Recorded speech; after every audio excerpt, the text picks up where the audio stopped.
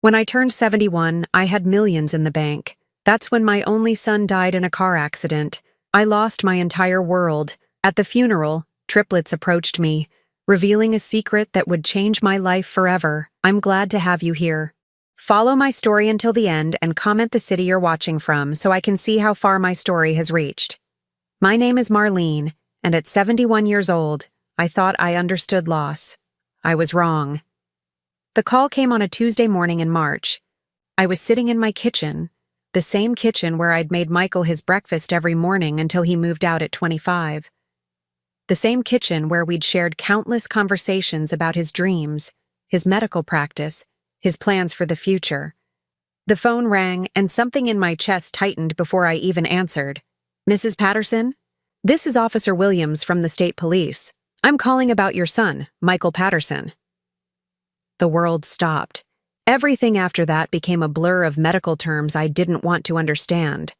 Collision. Unresponsive. I'm sorry for your loss. The officer's voice was kind but distant, like he'd made this call 100 times before. Michael was gone.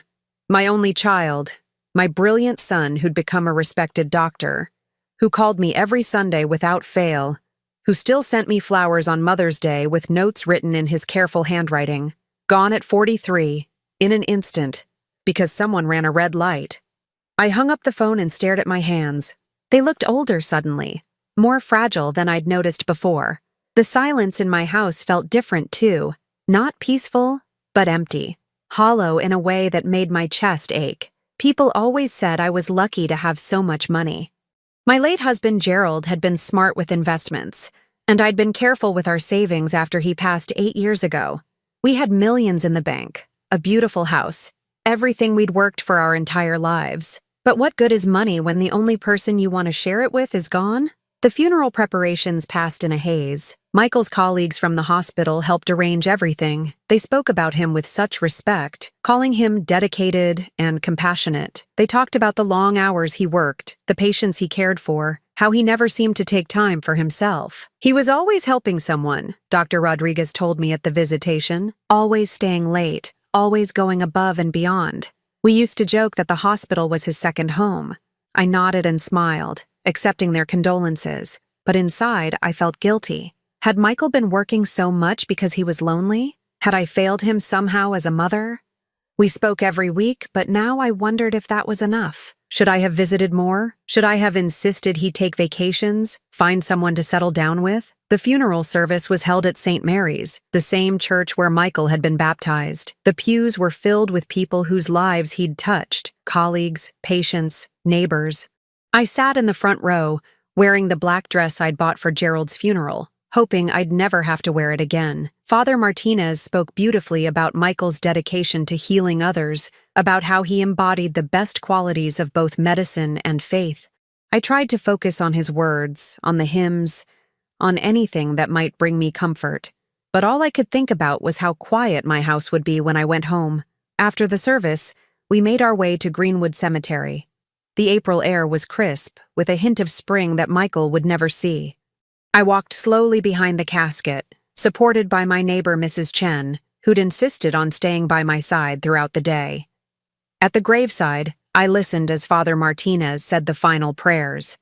I watched as they lowered my son's casket into the earth, and I felt something inside me break that I knew would never heal completely. This wasn't how it was supposed to be. Parents aren't supposed to bury their children. As the crowd began to disperse, people approached me with final words of sympathy. I shook hands, accepted hugs, thanked everyone for coming. Most of the attendees had already left when I noticed 3 small figures standing at a distance, near a large oak tree. 3 identical little girls, maybe 10 or 11 years old, all wearing black dresses that looked too formal for children their age. They stood close together, holding hands, their faces serious in a way that seemed beyond their years.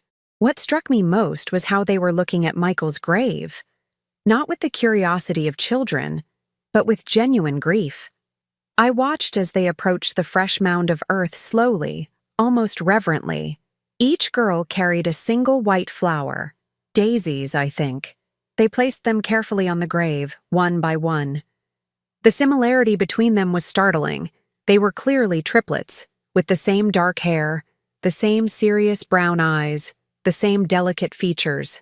As they stood there in silence, I heard one of them speak in a voice so soft, I almost missed it. "Bye, Daddy." The words hit me like a physical blow. I must have made a sound because all three girls turned to look at me. Their faces showed surprise, then something that looked almost like fear. Without saying another word, they turned and ran toward the parking lot, their small hands still clasped together. I stood frozen, watching them disappear behind the cars. Had I imagined it? Had one of those children really called Michael Daddy? But that was impossible. Michael didn't have children. He'd never even been married. He would have told me. Wouldn't he? Mrs. Chen tugged gently at my arm. "Marlene, dear, we should get you home. You've had such a long day." I nodded, but kept looking toward where the girls had vanished. "Did you see those children?" I asked her. "What children, honey?"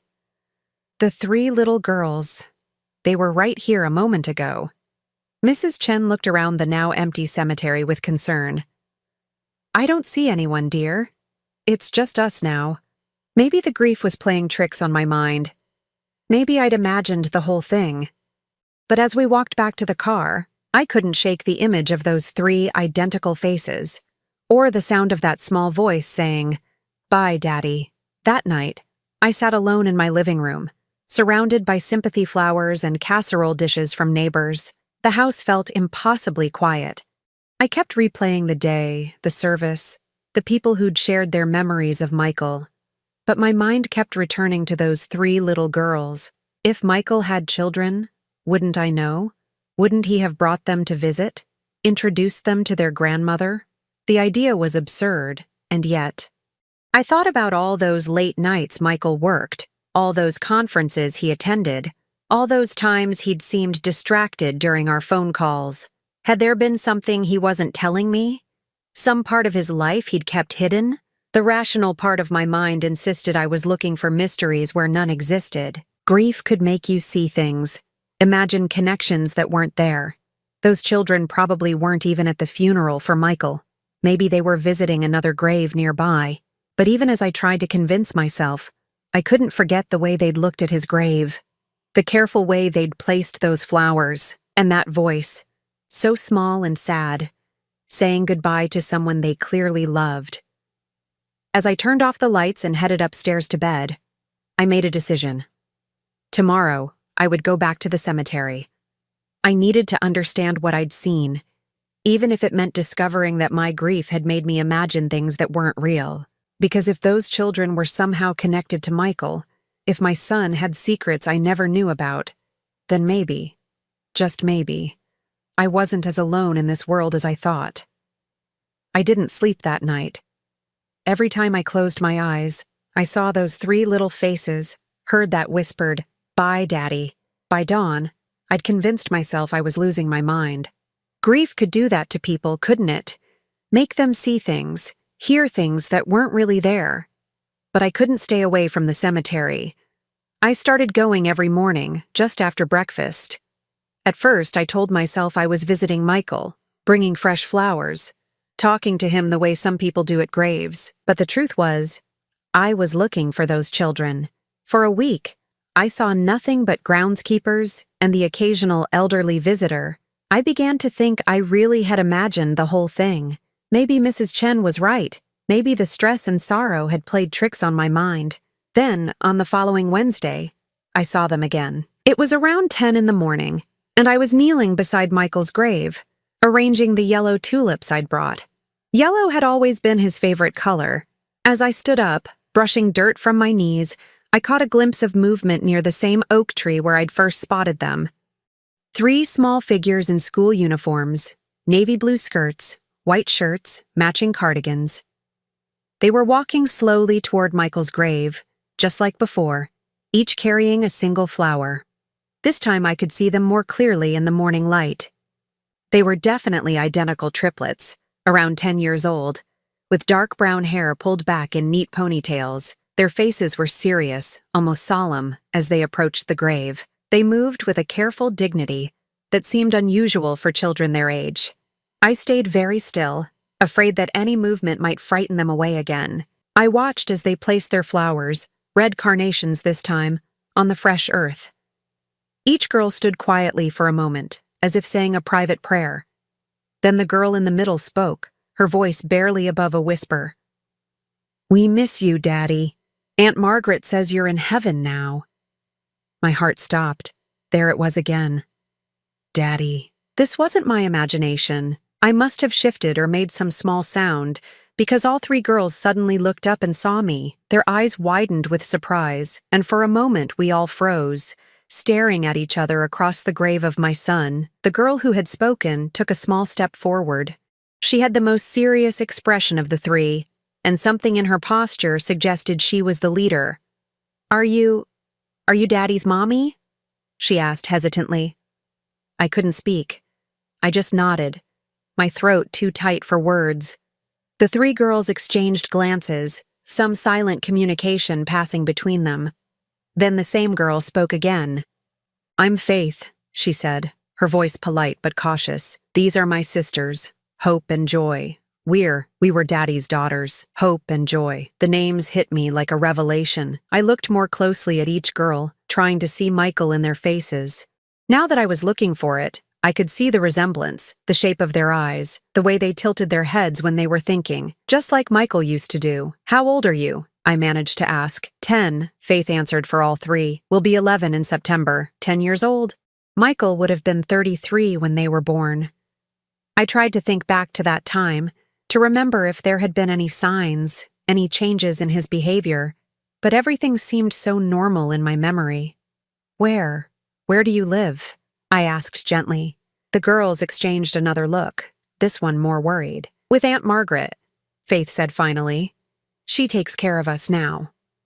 "And where is Aunt Margaret today?" "She's at work. She cleans offices downtown. We're supposed to be at school, but..." Hope's voice trailed off. "But we wanted to visit Daddy," Joy finished quietly.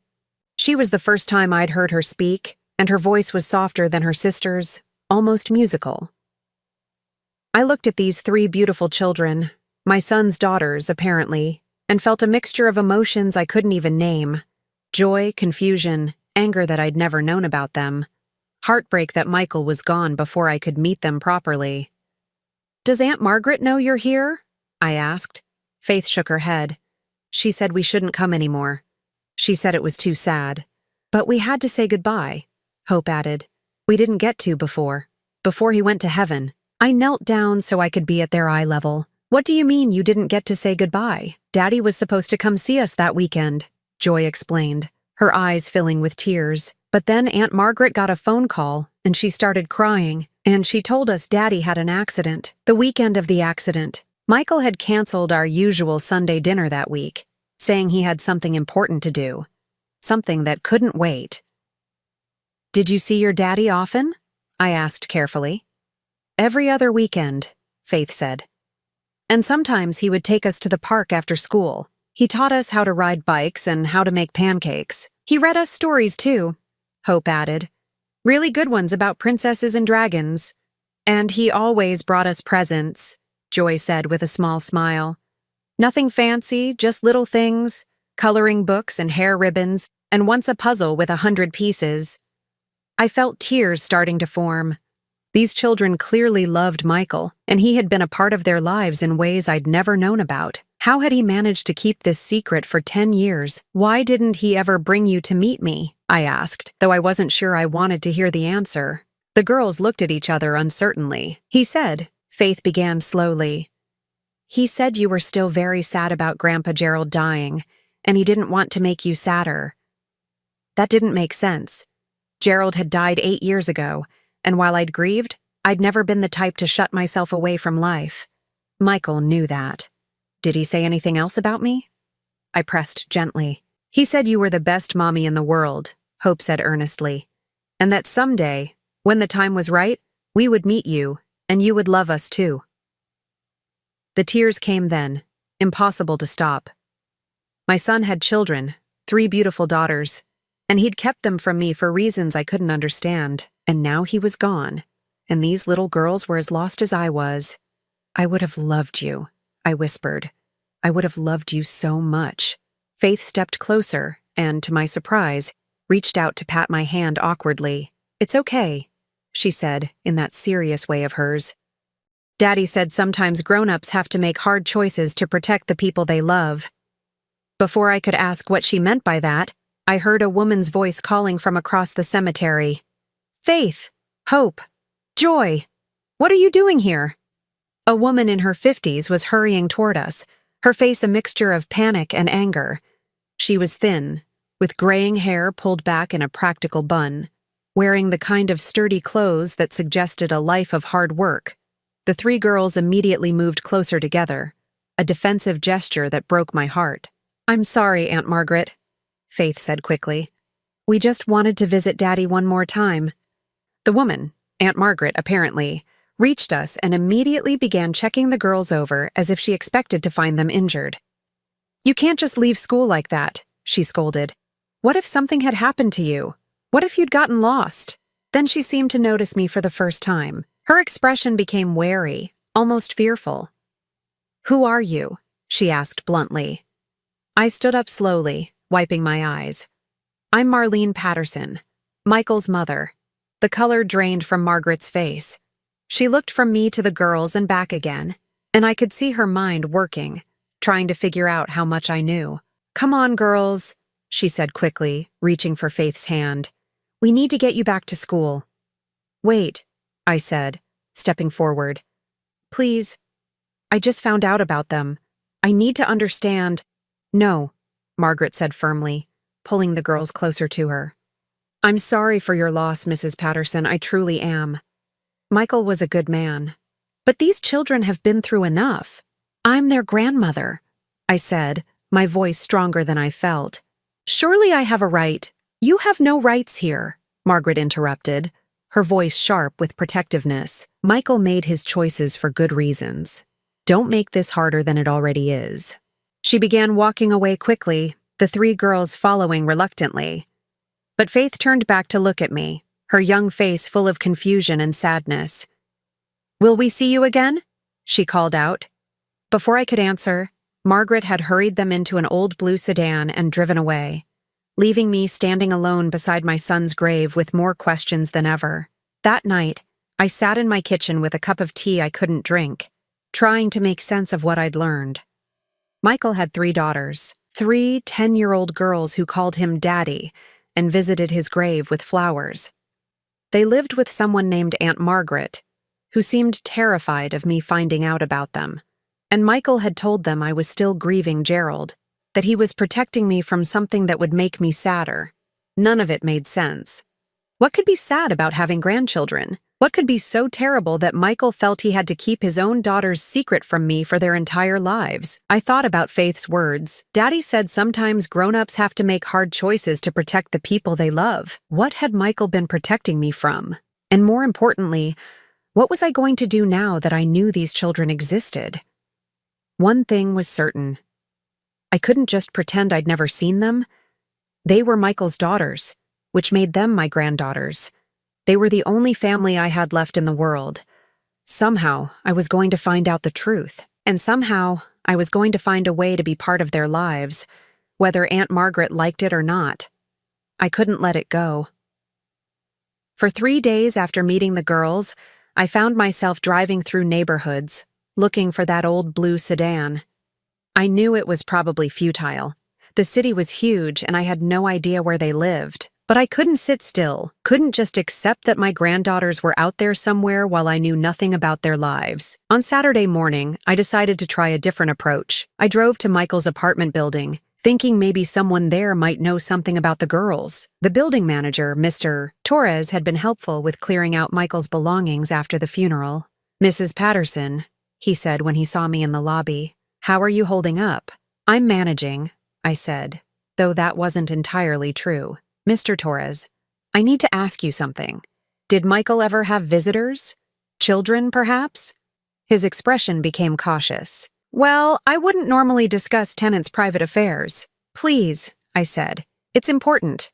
I think they might be family. He glanced around the empty lobby, then lowered his voice. There were 3 little girls who came by sometimes. Always very polite, very quiet. They usually came with an older woman. Not young, maybe 50s. My heart raced. How often did they visit? Every couple of weeks, I'd say. Dr. Patterson would pick them up sometimes or they'd come here. Never caused any trouble. Sweet kids. Do you know anything about the woman with them? Mr. Torres shook his head. She kept to herself, but she always looked tired, if you know what I mean. Like she was carrying a heavy load. That description matched the woman who'd called herself Aunt Margaret. I thanked Mr. Torres and left, feeling like I was slowly collecting pieces of a puzzle I didn't yet understand. That afternoon, I made a decision that probably wasn't entirely rational. I drove back to the cemetery and waited. If the girls had been skipping school to visit Michael before, maybe they would do it again. I parked under some trees where I could see Michael's grave without being too obvious about it. I felt a bit like a stalker, but I pushed that thought away. These were my granddaughters. I had a right to know about them. I waited for 2 hours before I saw the blue sedan pull up near the cemetery entrance. My heart jumped as I watched Margaret get out, followed by the 3 girls. This time they weren't in school uniforms. They wore simple weekend clothes, jeans and sweaters that looked well cared for but not expensive. I waited until they'd been at the grave for a few minutes before I approached slowly, not wanting to startle them. Margaret saw me first, and her face immediately tensed. "Mrs. Patterson," she said, stepping protectively in front of the girls. "What are you doing here?" "The same thing you are," I said gently. "Visiting my son." Faith, hope, and joy peered around Margaret, their faces curious but wary. I could see the family resemblance more clearly now. They had Michael's eyes, definitely, and something about their expressions reminded me of him at that age. "We brought Daddy new flowers," Joy said softly, holding up a small bouquet of mixed wildflowers. "We picked them ourselves." "They're beautiful," I said, meaning it. "I'm sure he would love them." Margaret remained tense, ready to leave at any moment, but I could see something in her expression. Exhaustion, maybe, or resignation. She looked like a woman who was trying to hold too many things together at once. "Margaret," I said carefully, "could we talk? Just for a few minutes?" "There's nothing to talk about," she replied, but her voice lacked conviction. "Please, I just want to understand. These are Michael's daughters, which makes them my granddaughters. I'm not trying to cause trouble. I just want to know about them." The girls were listening to every word, their young faces serious. Faith stepped forward slightly. "Aunt Margaret," she said quietly, "maybe we should talk to her. Daddy always said she was nice." Margaret looked down at Faith, and I saw her resolve wavering. She was quiet for a long moment, then sighed deeply. "Not here," she said finally. "There's a diner on Maple Street, O'Malley's. Do you know it?" I nodded. "I can meet you there." "Give us 10 minutes," Margaret said. "And Mrs. Patterson, this doesn't mean anything's changed. I'm just willing to answer a few questions." 20 minutes later, I found myself sitting in a worn vinyl booth across from Margaret while Faith, Hope, and Joy shared a plate of French fries and chocolate milkshakes. The diner was nearly empty on a Saturday afternoon, which gave us privacy to talk. "How long have you been taking care of them?" I asked quietly. Margaret stirred her coffee absently. "Since their mother died. Almost 4 years now." 4 years? I was shocked. "Their mother died when they were only 6? Margaret nodded. "Sarah was my sister. She had some problems. Health problems, mainly. Michael helped her as much as he could. But when she passed, there was nobody else." I looked at the 3 girls, who were giggling quietly over something Joy had whispered. They seemed happy enough, but I could see a kind of carefulness in the way they acted, as if they were used to not drawing too much attention to themselves. "What kind of health problems?" I asked. Margaret's expression became guarded again. "That's not really." "Look, Mrs. Patterson, I understand you want to know about them, but some things are private. I'm their grandmother," I said, trying to keep my voice calm. "If there are health issues I should know about, you're not their grandmother," Margaret interrupted sharply. "Not legally. Not in any way that matters. Michael never married Sarah. He helped support them, yes, and he loved those girls more than anything, but you have no legal claim to them." The words stung, but I could see the fear behind Margaret's harsh tone. She was protecting the girls the only way she knew how. "I'm not trying to take them away from you. I said softly. I can see that you love them.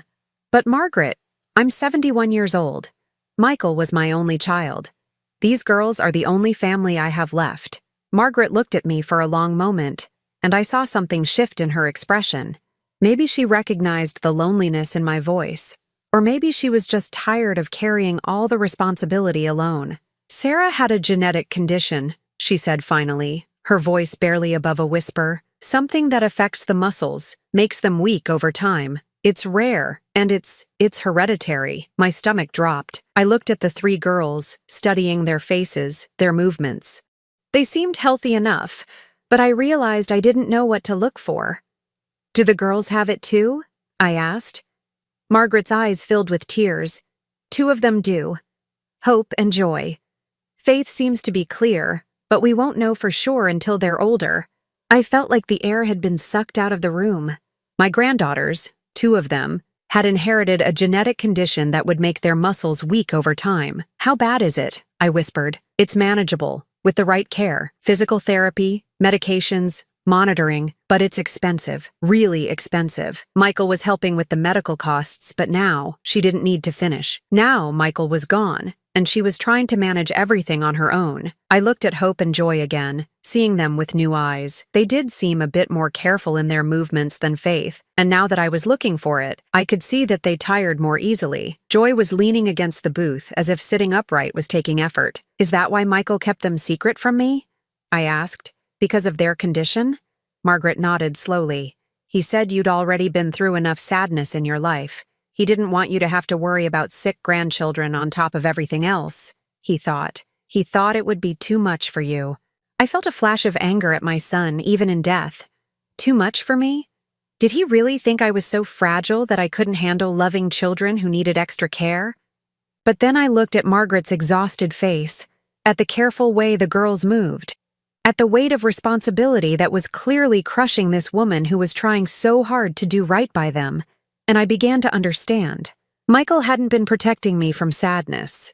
He'd been protecting me from heartbreak, and maybe protecting the girls from having to deal with another adult who might not be able to handle their condition. What kind of care do they need? I asked. Margaret looked surprised by the question. Physical therapy twice a week, regular checkups with specialists, medications to slow the progression. It's not just the money, though, that's a big part of it. It's the time, the coordination, making sure they don't overexert themselves but still get enough activity to maintain their strength. And you've been managing all of this alone?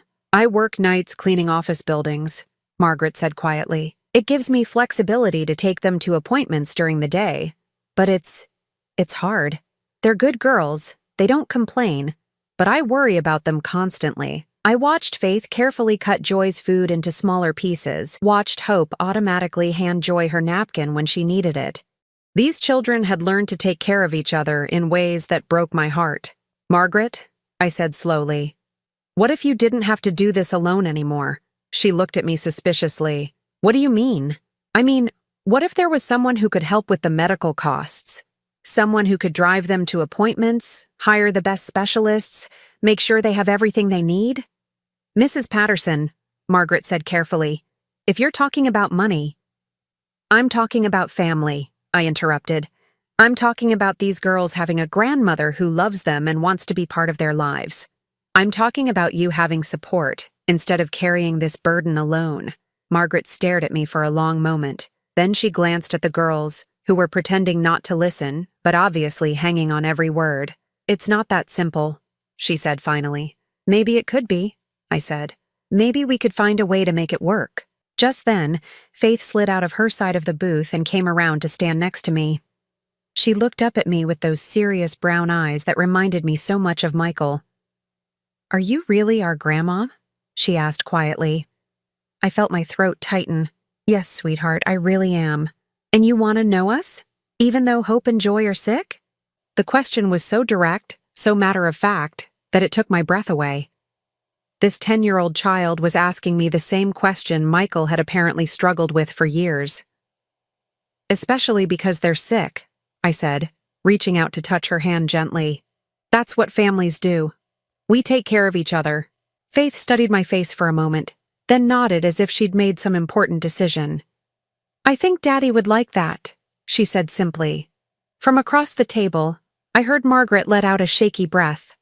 When I looked at her, I saw tears in her eyes. "This is all happening very fast," she said. "It doesn't have to," I assured her. "We can take our time, figure things out step by step. But Margaret, please don't shut me out. These girls are all the family I have left." She was quiet for a long time, absently turning her coffee cup in her hands. Finally, she looked up at me. "They'll need to get to know you first, and you'll need to understand what you're getting into. This isn't just about having grandchildren to spoil. This is about medical appointments and insurance battles and watching children you love deal with something that's going to affect them for the rest of their lives." "I understand," I said, though I knew I probably didn't. Not really. "And if you change your mind, if it becomes too much, you can't just walk away. These girls have lost enough people already." I looked at Faith, who was still standing beside me, and at Hope and Joy, who were watching our conversation with the kind of serious attention that suggested they'd learned to pay close attention to adult conversations about their future. "I won't walk away," I said firmly. "These are my granddaughters, Michael's daughters. Nothing about their condition changes that." Margaret nodded slowly, as if she was making a decision that scared her. "Okay," she said finally. "We can try, but we do this my way, at my pace. And the girls' needs come first. Always, always," I agreed. For the first time since Michael's death, I felt something that might have been hope stirring in my chest. I had granddaughters, 3 beautiful, brave little girls who needed love and care and someone to fight for them. And maybe, just maybe, they needed me as much as I needed them. The first visit was scheduled for the following Saturday. Margaret insisted it be at their house, on their territory, which I understood completely. I was nervous as I drove through the modest neighborhood, checking house numbers until I found theirs. A small, well-maintained bungalow with a tiny front garden full of spring flowers. Margaret answered the door before I could even knock. She looked as nervous as I felt, but she stepped aside to let me in. "Girls," she called, "Mrs. Patterson is here." The house was small but spotlessly clean, filled with the kind of furniture that was clearly second-hand but cared for. Children's artwork covered the refrigerator, and I could see school backpacks lined up neatly by the front door. It felt like a real home, lived in and loved. Faith appeared first, as I was beginning to understand she usually did. She was followed by Hope and Joy, who hung back slightly, suddenly shy. "Hello," I said, feeling awkward. "What was the protocol for meeting granddaughters you never knew existed?" "Hi, Grandma Marlene," Faith said, and the title made my heart skip. We'd agreed on it during our phone conversation earlier that week. The girls had suggested it themselves. "We made cookies," Joy announced, stepping forward with a plate. "Chocolate chip," Aunt Margaret helped. "They're beautiful," I said, accepting one. They were slightly lopsided and probably had too many chocolate chips, but they tasted wonderful. Margaret gestured toward the living room. "Would you like to sit down?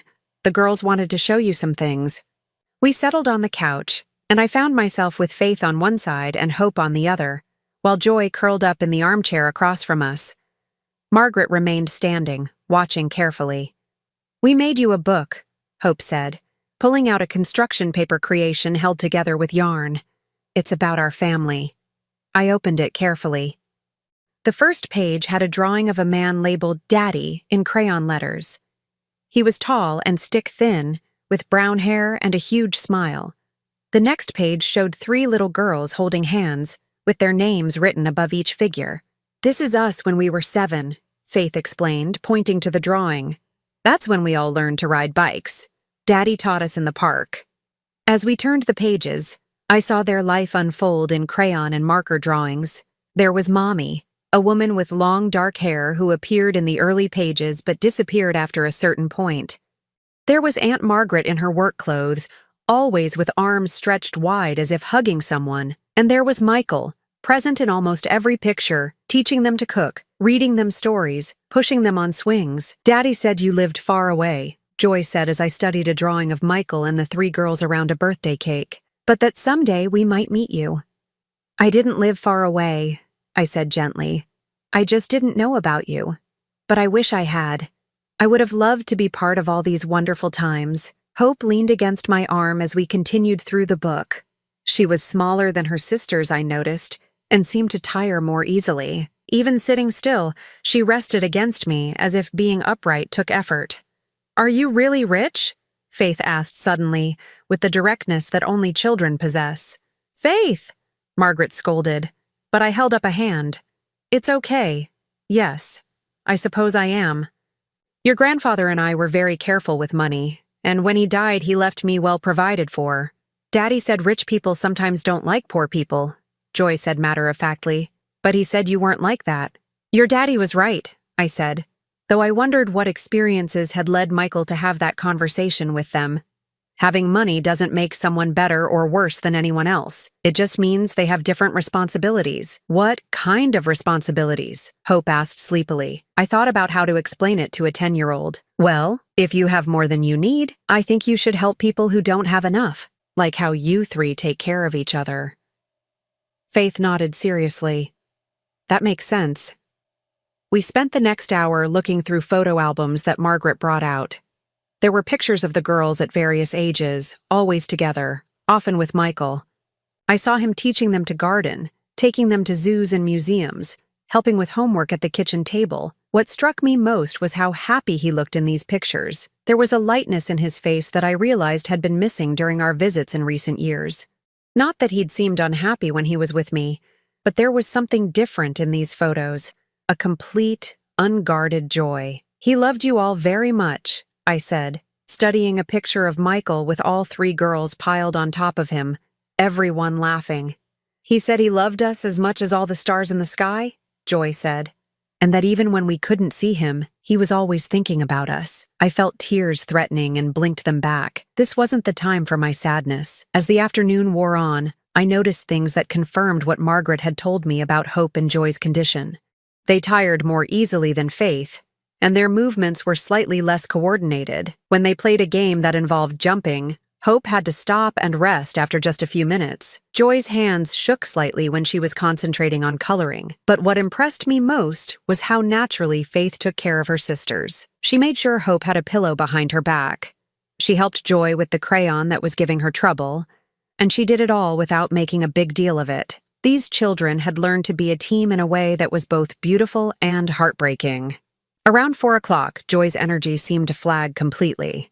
She curled up in my lap without asking, as if it was the most natural thing in the world. "Someone's getting tired," Margaret observed. "I'm not tired," Joy protested, but her eyes were drooping. "It's okay to be tired, sweetheart," I said, stroking her hair. It was fine and soft, just like Michael's had been when he was small.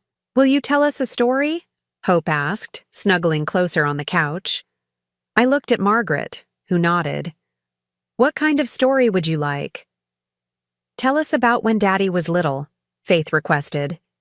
And so I found myself sharing memories of Michael's childhood. I told them about how he used to collect bugs in jars, much to my horror.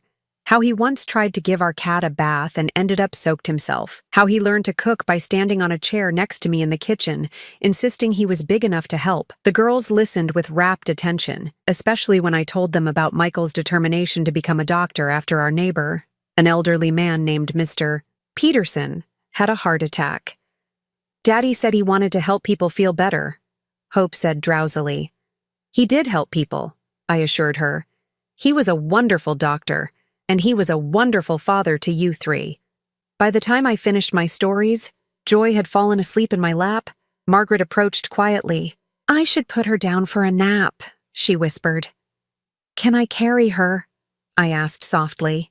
Margaret hesitated, then nodded. I lifted Joy carefully, surprised by how light she felt. She stirred slightly, but didn't wake as I followed Margaret down the hallway to a small bedroom. The room had 2 sets of bunk beds and was decorated with drawings and crafts the girls had made. Everything was neat and organized, but clearly well used. I laid Joy gently on one of the lower bunks, and Margaret covered her with a soft blue blanket. "She naps most afternoons," Margaret whispered as we left the room. "The condition makes her tire easily." When we returned to the living room, Faith and Hope were looking through more photo albums. "Can we show her the videos?" Faith asked Margaret. "Videos?" I asked. Margaret looked uncertain. "Michael used to record videos for them. Messages for when he couldn't visit, I'm not sure." "Please," Hope said. I want Grandma Marlene to see them. Margaret sighed and retrieved a tablet from a drawer. She scrolled through files before selecting one. Michael's face appeared on the screen and my breath caught. He was sitting in what looked like his apartment, smiling at the camera. "Hi, my beautiful girls," his recorded voice said. "I'm sorry I can't be with you today, but I wanted to tell you a story." For the next 10 minutes, I watched my son tell an elaborate fairy tale about 3 princess sisters who had to work together to save their kingdom. He used different voices for the characters and made silly faces that had Faith and Hope giggling, even though they'd clearly seen this video many times before. At the end of the story, Michael's expression became more serious. "Remember," he said, looking directly into the camera, "you 3 are the most important things in my whole world. I love you more than all the stars in the sky, and nothing will ever change that. Be good for Aunt Margaret, take care of each other, and remember that Daddy is always thinking about you." The video ended, and we sat in silence for a moment. I was crying, and I didn't care who saw. "He made lots of videos," Hope said quietly, "for when we missed him too much. He was a good daddy," Faith added, leaning against my shoulder. "Yes," I managed to say, "he was." Margaret sat down across from us, and for the first time since I'd met her, she looked less guarded. "This is hard for me," she admitted. "I've been their whole world for 4 years. The idea of sharing them, it scares me." "I don't want to take them away from you," I said honestly. "I can see how much you love them, and how much they love you. But Margaret, wouldn't it be easier if you had help?" She was quiet for a long moment. "Their next round of medical appointments is coming up. Hope needs to see the neurologist, and Joy's physical therapy evaluation is due. The insurance company is fighting some of the coverage. What if I handled that?" I offered. "What if we got them the best doctors, the best care, without worrying about insurance companies or costs?" "I can't let you just pay for everything," Margaret said. "That's not fair to you." "It's not about fair," I said. "It's about family. These girls are Michael's daughters.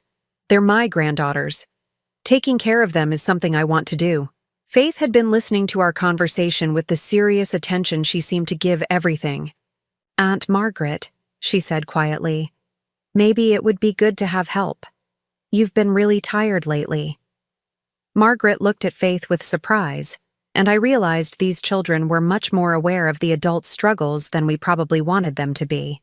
"We don't want you to be sad and tired all the time," Hope added. "Maybe Grandma Marlene could help make things easier." Looking at these 2 little girls, trying to take care of the woman who'd been taking care of them, I felt something shift in my chest. This wasn't just about me gaining granddaughters, or even about honoring Michael's memory. This was about a family that needed help, and I had the resources to provide it. "What if we started small?" I suggested. "What if I helped with the next round of appointments, just to see how it goes?" Margaret looked at Faith and Hope, who both nodded encouragingly. Then she looked at me with an expression that was part hope, part fear. "Okay," she said finally. "We can try that." As I prepared to leave that afternoon, Joy woke up from her nap and insisted on walking me to the door. All 3 girls hugged me goodbye, and Faith slipped a small piece of paper into my hand. "It's my phone number," she whispered, "in case you want to call us." I looked at the carefully written numbers in a 10-year-old's handwriting and felt my heart swell. "I would love to call you," I whispered back. As I drove home, I thought about everything I'd learned that day. These children were remarkable, not just in spite of their challenges, but because of how they'd learned to face them together. They were Michael's daughters in every way that mattered, and they'd been shaped by his love even though he could only be part of their lives in secret. But what struck me most was how naturally we'd all fallen into being together. It hadn't felt awkward or forced. It had felt like family. That night, I called the number Faith had given me. Margaret answered, and when I asked to speak to the girls, she handed the phone over without hesitation. "Grandma Marlene!" Joy's voice came through the speaker, full of excitement. "Did you get home okay?" "I did, sweetheart. Thank you for a wonderful afternoon." "Will you come see us again?" Hope asked. "As often as you'll have me," I promised. And I meant it. Whatever challenges lay ahead, Whatever medical appointments and insurance battles and difficult days awaited us, I was committed to being part of these girls' lives. They were my family, and family took care of each other. It was exactly what Michael would have wanted, even if he'd been too afraid to make it happen himself. 3 weeks into our new routine, I thought I was beginning to understand the reality of Hope and Joy's condition. I'd accompanied them to physical therapy appointments, watched them take their medications, and learned to recognize when they needed to rest. I'd even started researching their specific type of muscular dystrophy, trying to educate myself about what we were dealing with. But I wasn't prepared for what Dr. Chen told us during what I thought would be a routine checkup. "I need to discuss some test results," she said, settling behind her desk while Margaret, the girls, and I sat in the cramped examination room. Hope and Joy were coloring quietly in chairs beside us, while Faith sat protectively between her sisters. "The genetic testing we did last month has given us some important information," Dr. Chen continued, her voice carefully measured. "As we suspected, Hope and Joy do carry the genetic markers for the muscular condition. But there's something else." Margaret leaned forward, her face tense. "What kind of something else?" "The progression appears to be more aggressive than we initially thought. Without intervention, both girls may experience significant mobility issues within the next few years." The room seemed to go quiet, except for the soft scratching of crayons on paper. I felt like I couldn't breathe properly. "What kind of intervention?"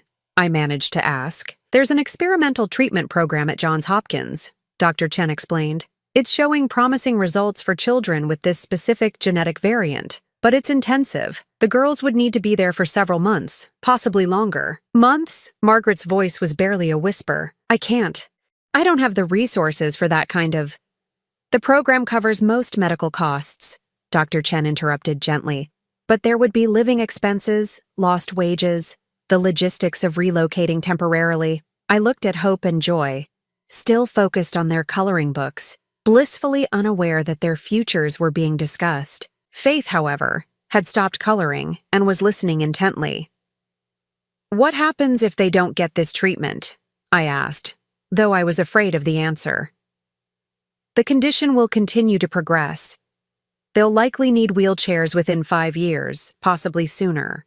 Their life expectancy—" Dr. Chen hesitated. "It would be significantly shortened." Margaret made a small broken sound. I reached over and took her hand, feeling it tremble in mine. "But with the treatment?" I pressed. "The early results are very encouraging. Some children have shown marked improvement. Others have had their progression halted entirely. It's not a cure, but it could give them decades of additional mobility and independence." Faith had put down her crayon completely now and was staring at the doctor with those serious brown eyes. "Are you talking about Hope and Joy?" she asked quietly. Dr. Chen looked at Margaret, who nodded reluctantly. We'd agreed early on that the girls should be included in age-appropriate discussions about their health. "Yes, sweetheart. We're talking about a special program that might help them stay stronger for longer." "Would they have to go away?" Faith asked, and I heard the fear in her voice. "For a while, yes, but not alone. They would need someone with them." Faith looked at Margaret with an expression far too mature for a 10-year-old. "Aunt Margaret can't leave work for that long." "Faith," Margaret started, but Faith continued with the brutal honesty of a child who'd learned to face difficult realities. "And we can't afford it anyway. I heard you on the phone with the insurance company last week." Hope looked up from her coloring book, suddenly aware that something serious was happening. "Are Faith and I going to get sicker?" "Joy," Hope corrected automatically. "You meant you and Joy." "Right," Faith said, but I could see tears forming in her eyes. "Are Hope and Joy going to get sicker?" The room fell silent. Dr. Chen looked at Margaret, who was struggling to find words. Finally, I spoke. "Not if I have anything to say about it." Everyone turned to look at me. Margaret shook her head slightly, a warning not to make promises I couldn't keep. "Mrs. Patterson," Dr. Chen said carefully, "this is a significant commitment. The program typically lasts 6 to 8 months, sometimes longer. It's not just about financial resources." "I understand," I said, looking directly at Margaret, "but these are my granddaughters. If there's a treatment that could help them, then we're going to do it." "Marlene," Margaret said quietly, "you don't understand what you're saying. Months away from home, constant medical appointments, being responsible for them 24 hours a day while they're going through intensive treatment. Then come with us, I said simply. All of us. We'll rent a place near the hospital. I'll hire the best home care nurses, tutors for their schooling, whatever they need. Margaret stared at me. I can't let you do that. You're not letting me do anything, I said firmly. I'm choosing to do it. These girls are family. Hope had been listening to our conversation with growing concern. She slipped out of her chair and came to stand beside Margaret. Aunt Margaret, she said softly. Is this because of the money again? Margaret's face crumpled slightly. It's not just about money, sweetheart. It's about what's best for you and Joy. What's best for us is being together, Faith said, moving to stand with Hope, all of us together. Joy looked confused by the sudden seriousness but followed her sisters. Soon all three girls were clustered around Margaret's chair. We don't want you to be worried all the time, Joy said, patting Margaret's arm awkwardly. Maybe Grandma Marlene is right. Maybe it would be better if we all helped each other. I watched this exchange with a mixture of heartbreak and admiration. These children had learned to be caregivers at an age when they should only be worried about homework and playground politics. Dr. Chen, I said, what's the timeline for making this decision? The next enrollment period begins in 8 weeks. I'd need to submit the application within the next 2 weeks to be considered. I looked at Margaret, who was still surrounded by 3 worried little girls. What do you need to make this decision? Margaret was quiet for a long time. Finally, she looked up at me with tears in her eyes. I need to know that you understand what you're committing to. This isn't just about paying for treatment. This is about being responsible for 2 sick children for months, maybe years. This is about watching them struggle through painful procedures and setbacks, and still finding ways to keep their spirits up. And this is about Faith, she continued, looking at the third triplet. She'll need support too, watching her sisters go through this. She'll need to feel like she matters just as much, even though she's not the one who's sick. I knelt down so I was at eye level with all 3 girls. Faith, Hope, Joy, I said seriously. If we do this, it's going to be hard sometimes. There will be days when Hope and Joy feel bad, and days when all of us feel scared or sad, but we'll face it together, as a family. Will we all stay together? Faith asked. Every single day, I promised. Even when it's hard? Hope asked, especially when it's hard. Joy, who'd been unusually quiet, suddenly stepped forward and hugged me tightly. I don't want to get sicker, she whispered against my shoulder. You're not going to get sicker, I said firmly, holding her close. We're going to fight this thing with everything we have.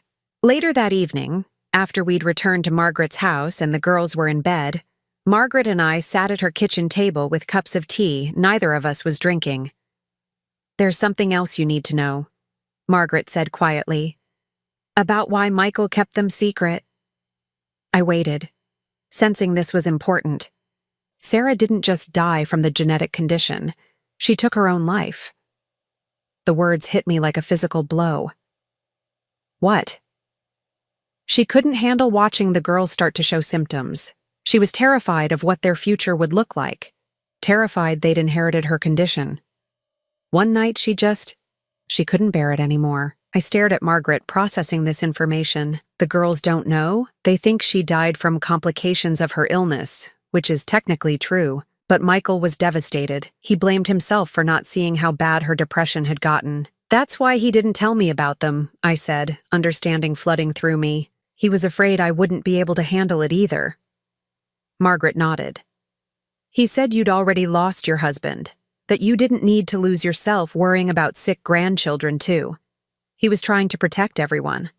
I thought about my son, carrying this secret for years, trying to support these children and their mother while shielding me from what he saw as unbearable pain. He was wrong, I said finally, not about Sarah's pain. That was real and terrible, but he was wrong about me. I would have helped. I would have been there for all of them. Maybe, Margaret said, but you can't blame him for trying to protect you.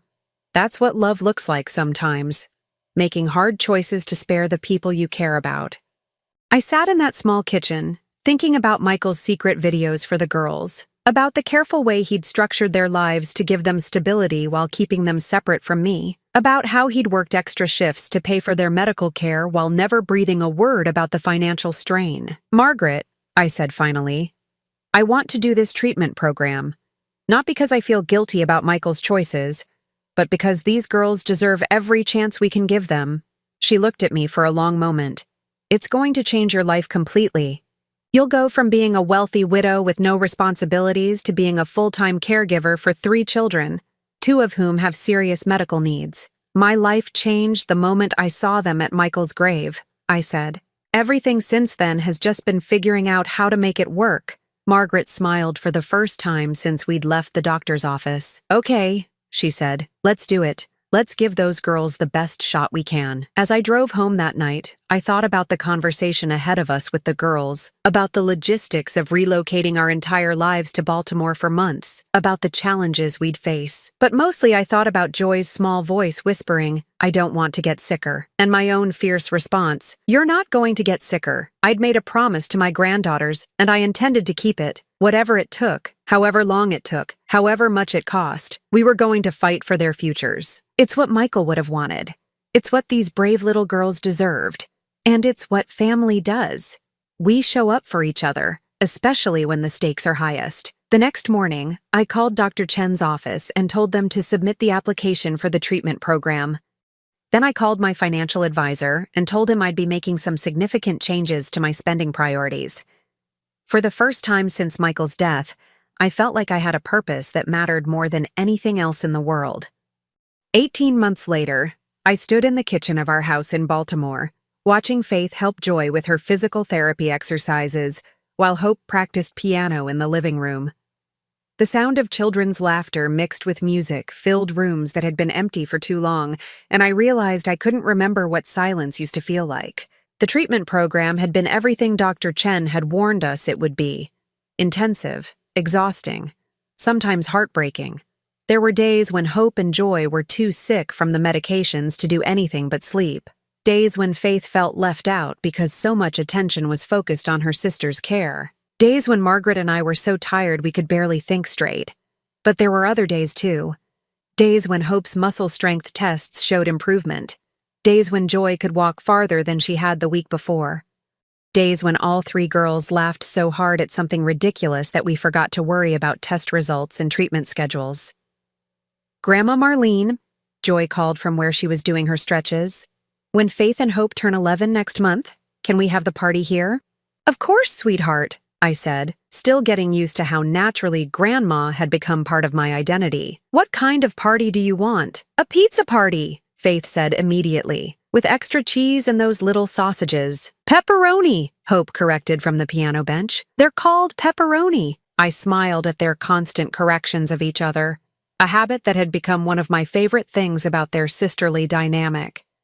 In the months we'd spent together, I'd learned that Faith was the organizer, Hope was the dreamer, and Joy was the peacemaker who kept them all connected. Margaret appeared in the doorway, home from her new job at the hospital's patient advocacy office. We'd found the position through Dr. Chen's connections, and it allowed Margaret to use her experience with medical bureaucracy to help other families navigate the system. More importantly, it gave her a sense of purpose beyond just caring for the girls. "How did therapy go today?" she asked, accepting the cup of coffee I handed her. "Joy walked 3 more steps than yesterday," Faith reported proudly. "And Hope played that hard song all the way through without stopping." The progress had been slow but steady. Hope's condition had stabilized completely.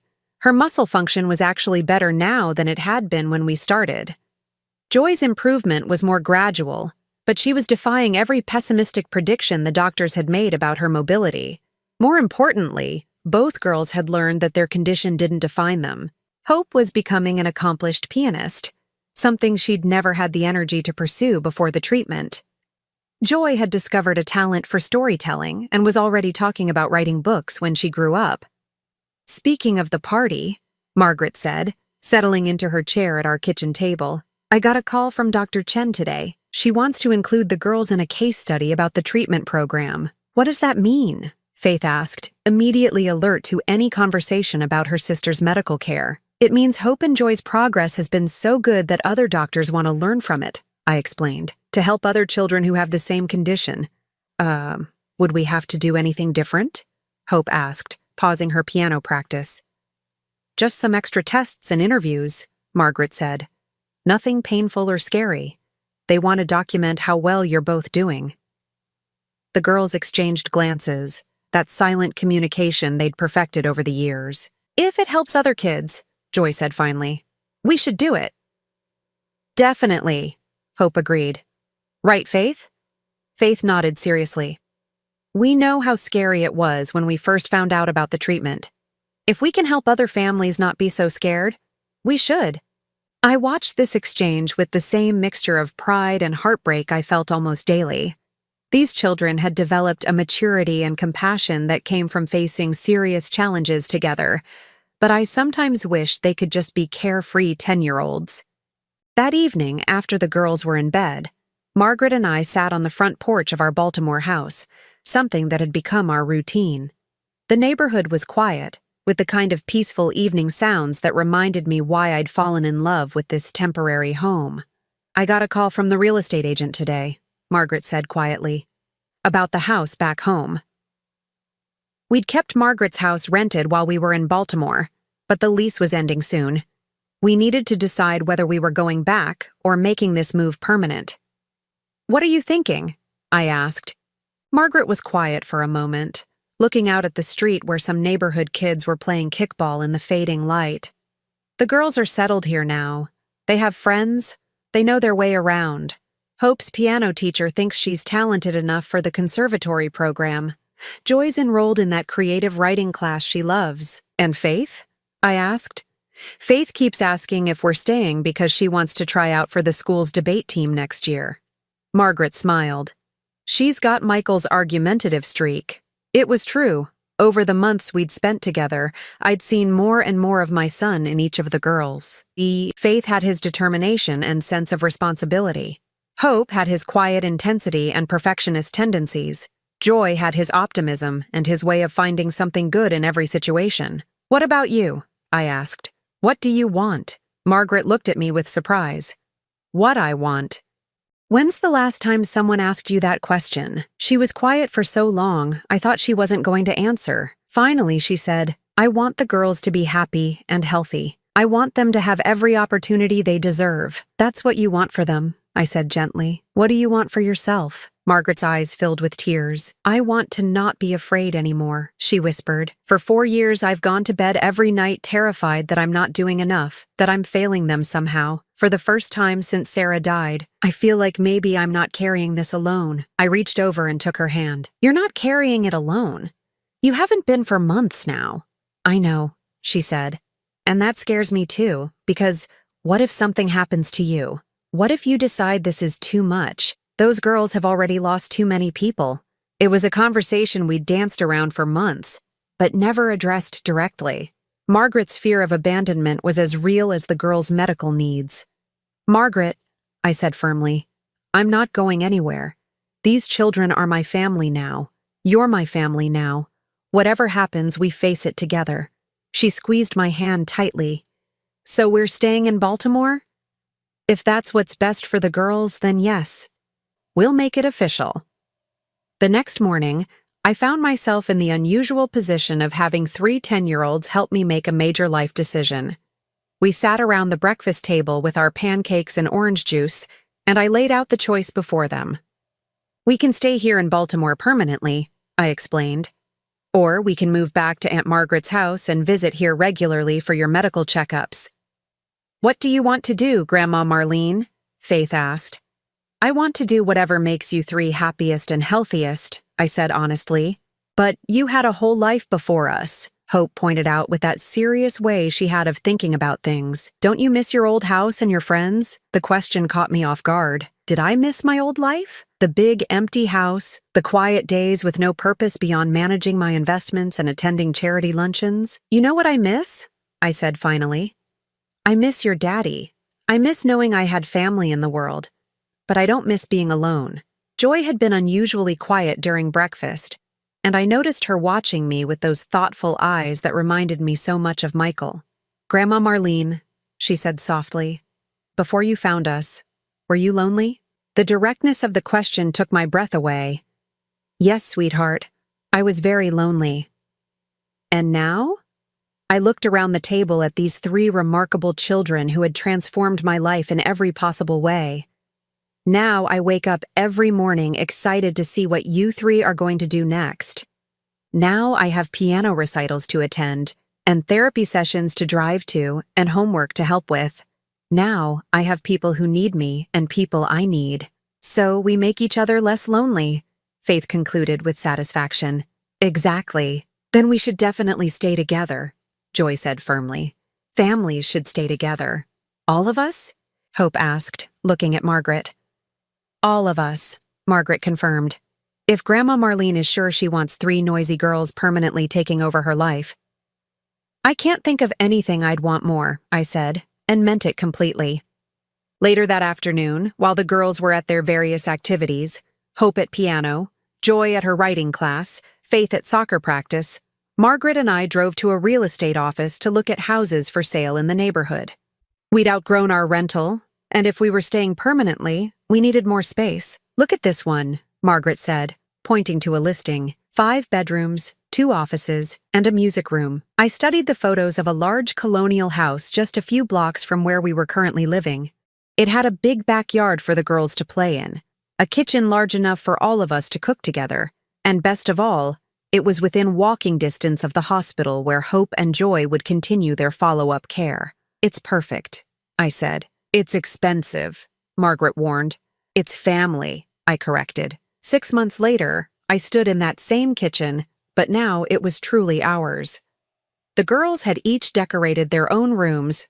Margaret had turned one of the offices into a study space where she was taking night classes to become a certified patient advocate, and I had converted the music room into a library where we read together every evening. The walls were covered with artwork the girls had made, photos from our Baltimore adventures, and report cards that showed all 3 girls thriving in their new schools. Hope's piano was in the corner, where she practiced every day with the dedication Michael had shown to his medical studies. Joy's stories were pinned to a bulletin board, each one more creative than the last. Faith's debate team trophies sat on the mantelpiece next to photos of all of us together. But my favorite addition to the house was barely visible, a small framed photo on my nightstand showing Michael with the girls when they were younger. Margaret had found it among Sarah's things and given it to me for Christmas. In it, Michael is reading to all 3 girls, who are piled around him like puppies. Everyone is laughing at something, and the joy on my son's face is unmistakable. I understood now why he'd kept them secret. He hadn't been trying to hurt me or exclude me from their lives. He'd been trying to protect everyone he loved from pain he thought might be unbearable. He'd been wrong about what I could handle, but he'd been absolutely right about how much there was to love. That evening, as we sat around our dinner table arguing about whether pineapple belonged on pizza, Faith and I were firmly opposed, Hope and Joy were in favor, and Margaret claimed to be neutral but always ordered Hawaiian. I felt something I hadn't experienced since Gerald died: complete contentment. These 3 girls had given me more than granddaughters to love. They'd given me purpose, adventure, daily laughter, and the kind of family chaos I'd never known I was missing. Hope and Joy's medical needs had taught me that love wasn't just about the easy moments.